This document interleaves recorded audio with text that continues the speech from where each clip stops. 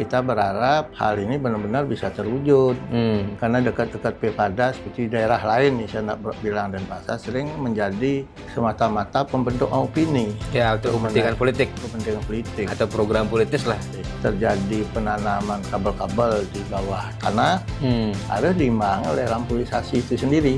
Sehingga keindahan itu didukung oleh keindahan yang lebih indah lagi. Ya, keindahan plus terang kan begitu. Kalau indah tapi malam-malamnya gelap juga sama juga kayak gitu.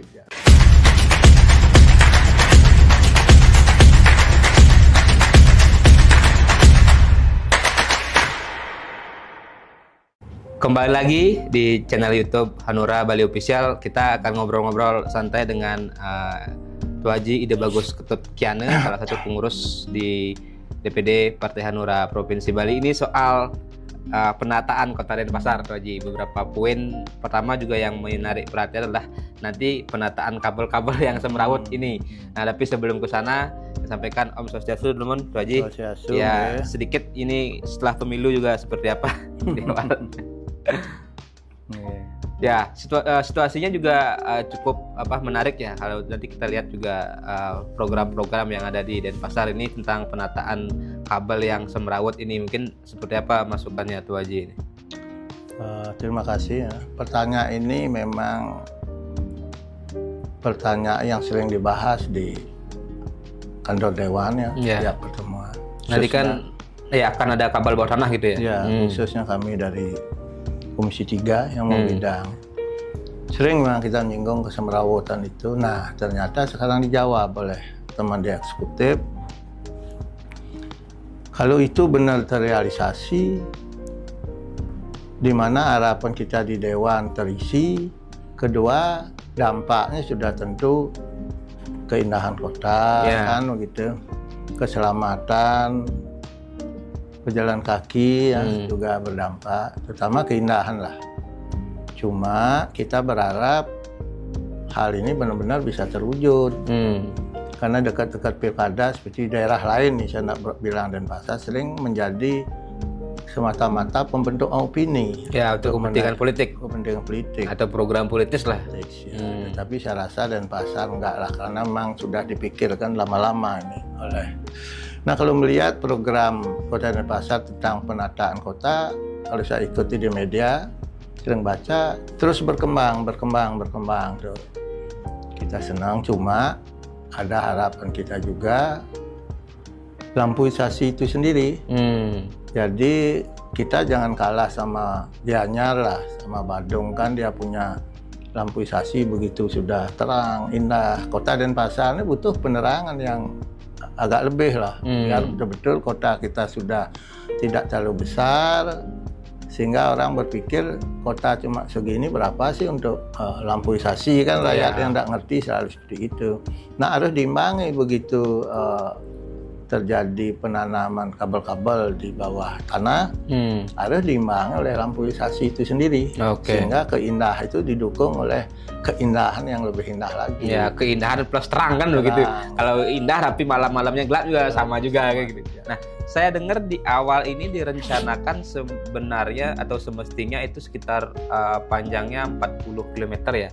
Mulai dari titik 0 di kawasan Gajah Mada, mungkin juga di seputaran ke WR Supratman, kemudian ke daerah sekitar lah. Tapi yang kemungkinan akan terrealisasi sekitar 20 km untuk di tahap awal karena kaitan dengan investasi atau pembiayaan. Nah, saat ini dari Perumda Bukti Prajasewa Dharma yang menangani itu katanya masih tahap kajian dengan pihak Fakultas Teknik UNUD dan mungkin juga LPPM UNUD. Nah, bagaimana pandangan Tuaji? Katanya dari sisi tahapan kajian ini yang katanya akan baru keluar studi kelayakannya di sekitar bulan Maret. Proyek seperti ini memang dibutuhkan kajian yang benar-benar diselesaikan dengan baik ya. Tapi setelah kajian itu saya dengar sih Oktober sudah mulai start pengerjaan realisasinya. Nah, kalau itu benar-benar dijalankan, yang tadi 40 menjadi 20 ya kita maklumi. Karena biaya kan pasti tidak kecil ya, banyak tempat-tempat yang harus dibongkar ya, yang harus dibenahi. saya rasa kita bersyukur lah sebagai masyarakat Kota Denpasar, menunggu-nunggu dari dulu keindahan perubahan kota, ternyata sudah ditindaklanjuti oleh kota sekarang. Apa nanti mungkin dampaknya Tuh Haji terhadap penataan ini? Apakah hanya sekedar bicara keindahan atau mungkin ada hal-hal lain yang bisa didapat, termasuk ini kan baru, kalau tahap awal baru 20 km. Tentu kalau Denpasar kalau dilanjutkan mungkin juga butuh waktu yang lama begitu. Yang jelas pasti tim tenis itu kan skala prioritas yang lebih sering diliwat oleh masyarakat luas, yang lebih sering ditatap oleh pariwisata yang melewati tempat-tempat itu. Pasti itu yang diutamakan ya, karena kenapa yang dipilih misalnya adalah titik nol dari Gajah Mada, berarti pertimbangannya itu. Ya, pertimbangannya karena bagaimanapun itu pusat kota. Pusat kota kita kalau saya lihat sekarang nggak terkesan kota ya. Seharusnya kota itu kan wah gitulah. Setidaknya penatanya harus diarahkan tidak melulu pada kain-kain.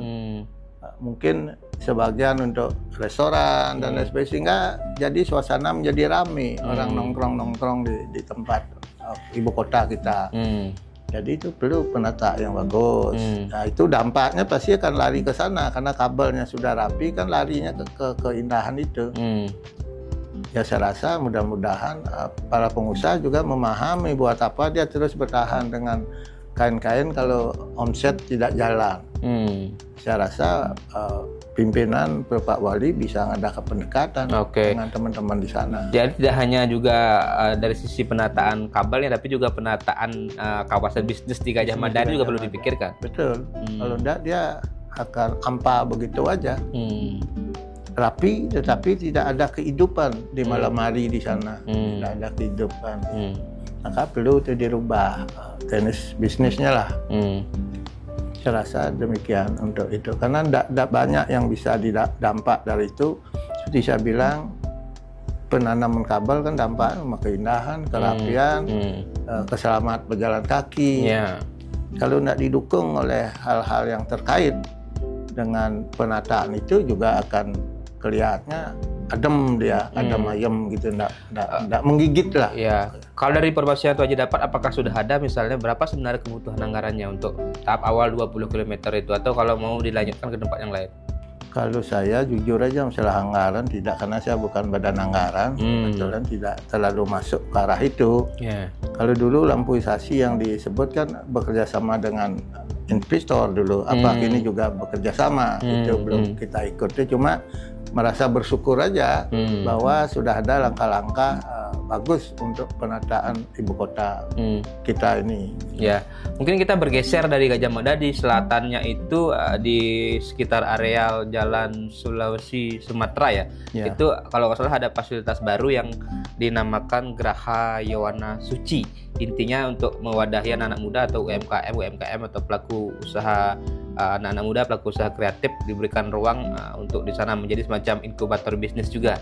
Tapi saya lihat sejak dibuka, bukan sejak pendaftaran tenan, kayaknya belum bisa optimal juga.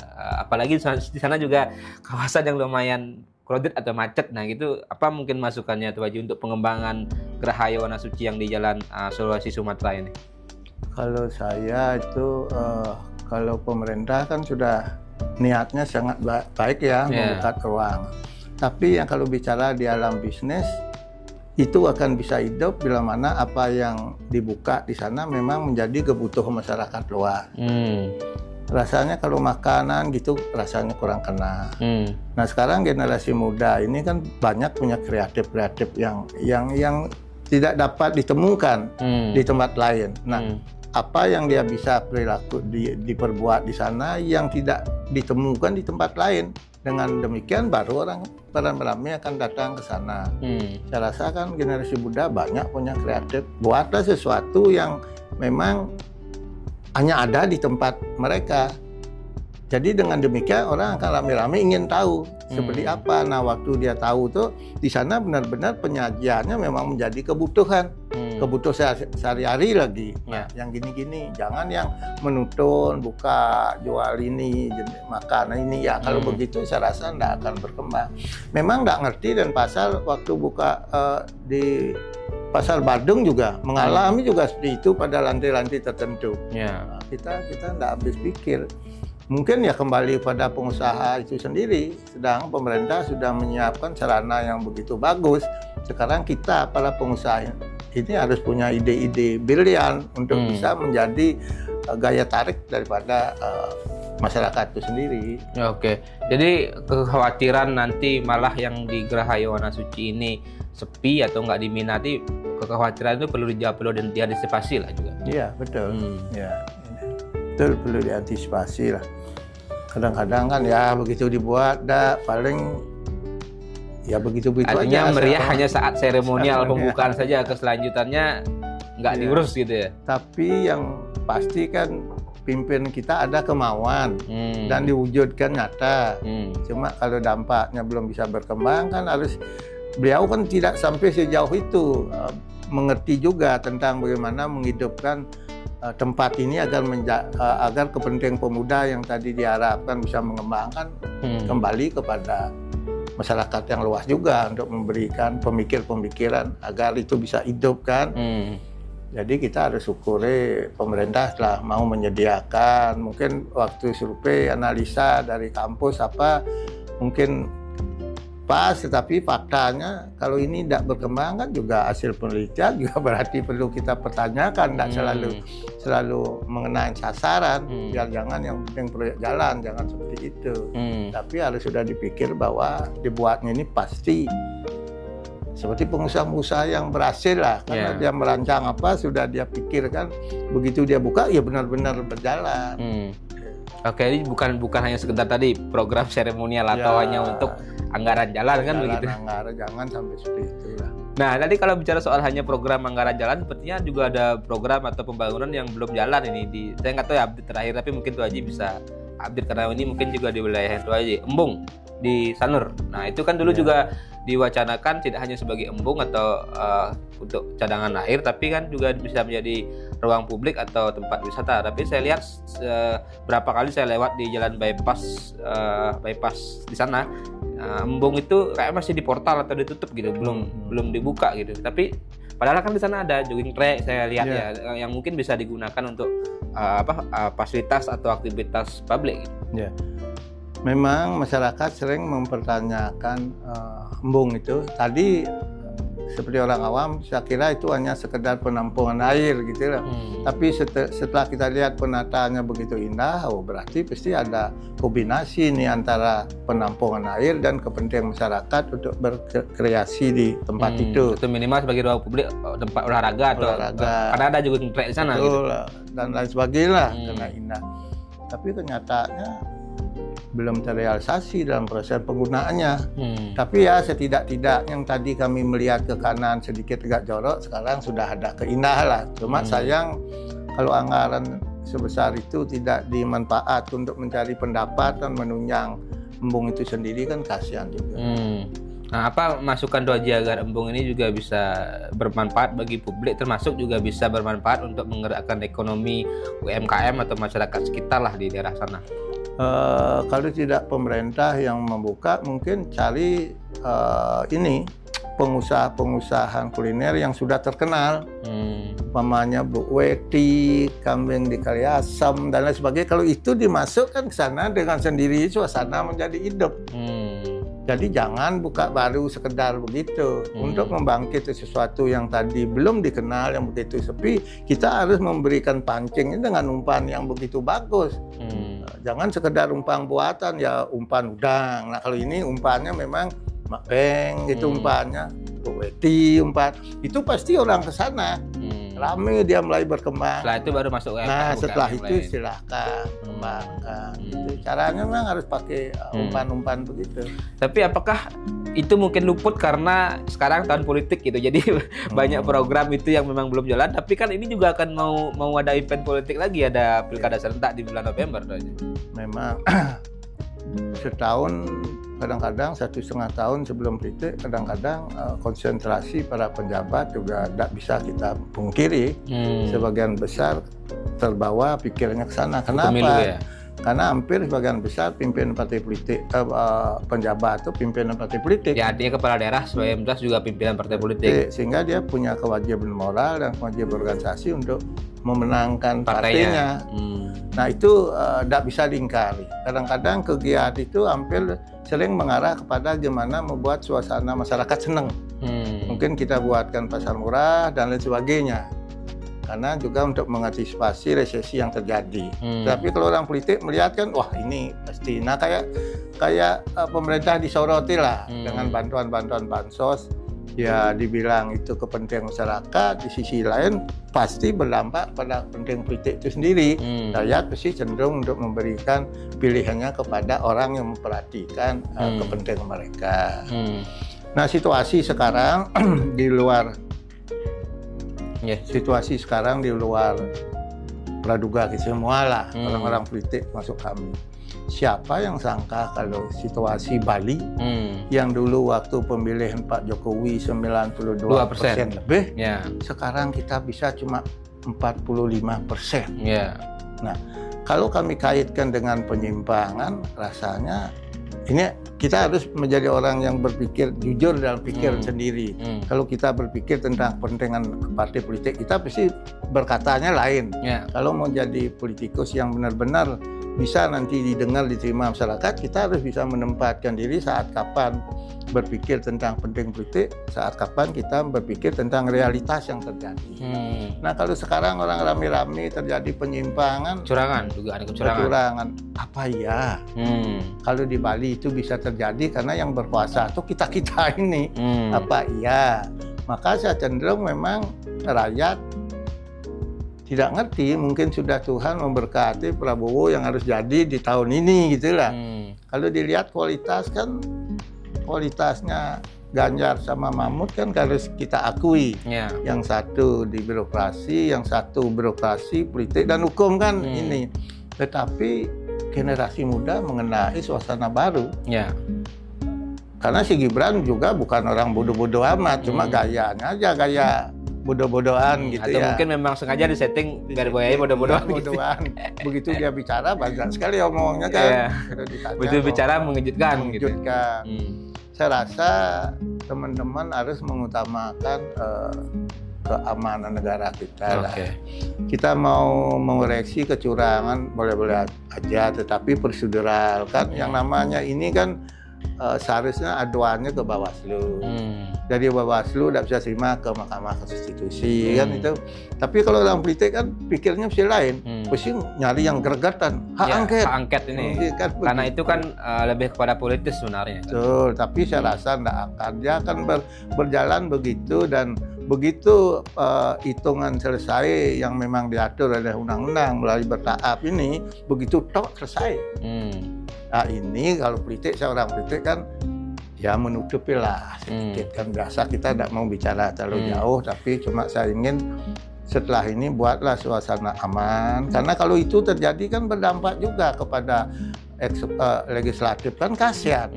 Dia sudah dapat suara sekian, sudah lolos, diulang kembali dan lain sebagainya kan kacau. Jadi memang sebenarnya kondusivitas yang kita harapkan kan begitu. Harapan mungkin juga untuk pemilu ini dan harapan kepada masyarakat pasca pemilu ini apa?